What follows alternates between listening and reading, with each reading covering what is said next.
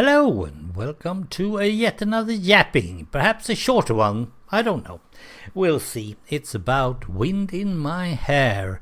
Or should I say, that is just a lame excuse for buying a stupid car. Yes, I'm twisting it. Of course I'm twisting it. Over here, at least here in Sweden, there is a lot of the Mazda RX-5 with, of course, a convertible. They are convertibles, all of them. And they're all driven by elderly guys who probably didn't have enough money to buy himself a Lamborghini or a Ferrari or even an Aston Martin or a Chevrolet convertible. So he bought himself a Mazda RX-5.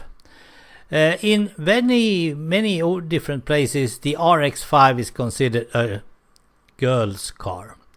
It could just as easily be painted pink, and thereby nobody else could drive them. They are not that modern. They do have brakes, but that's about it. They are not quick. They don't have a lot of acceleration going for them. They really don't look good. I don't really think so. So it feels like this summer I have seen way too many RX-5s with an elderly gentleman, and I was starting to think, why would anyone buy a convertible, first of all, when you're getting older and you're actually getting more of a cold every time you go out? And why an RX-5? And now, I should probably tell you that they are actually racing with RX-5s. At least I know that they're doing it in the UK.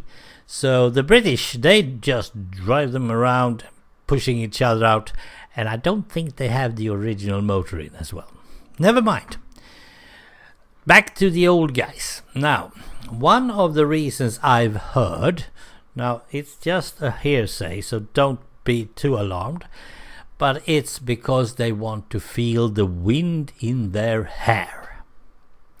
Now that would be more of a thing if it weren't for that most of the guys that I see either are bald or are having a baseball cap on. Yeah, and that doesn't make it plausible, right? Wind in my hair. Now, perhaps I should probably tell you a little story.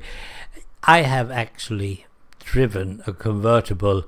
I don't remember if I ever felt any wind in my hair, but this is a fun little story. I was living in a very little town, and I was renting from a guy who I knew through my father. And this guy had a son who was driving around in a Jaguar E-Type. Yeah, you can see where we're going with this, right? This guy, Janne, perhaps I could call him John, so you feel more comfortable. It's the same name. He and his mates often needed a designated driver. Well, you know how it is. It's always fun to have someone who can drive. And I drove for them perhaps once or twice. But they were very nice guys. I mean, they were very friendly and all that. And I always got some good hot meal at the end of the drive. So I was fine with these guys. Once I was out just walking about, summer, late Wednesday night. I probably had a holiday. I should probably imagine that. They were driving around in their E-Type. There were three of the guys. And John was actually driving the other two guys home. And they stopped by me and asked me how I felt and all that. And then suddenly John said, "Want to try this one?" The Jaguar? I mean, you mean I should drive the Jaguar? Well, you're a good driver, John said. I think he said that. Or if he just said, well, never mind what he said. So I was, no. The insurance and the price, and no. It was an old E-Type, so it looked gorgeous, red and all that. But he kept on pushing me. And so I suddenly sat inside. Well, we drove to a place that was a long straight. And it was in the middle of the night, and we knew that when in the end of the straight there was some houses, perhaps with kids or dogs or cats. We don't go fast past that. But in between where we were and the end, there was just factories. So nobody should be there. It's summer. So I sat in.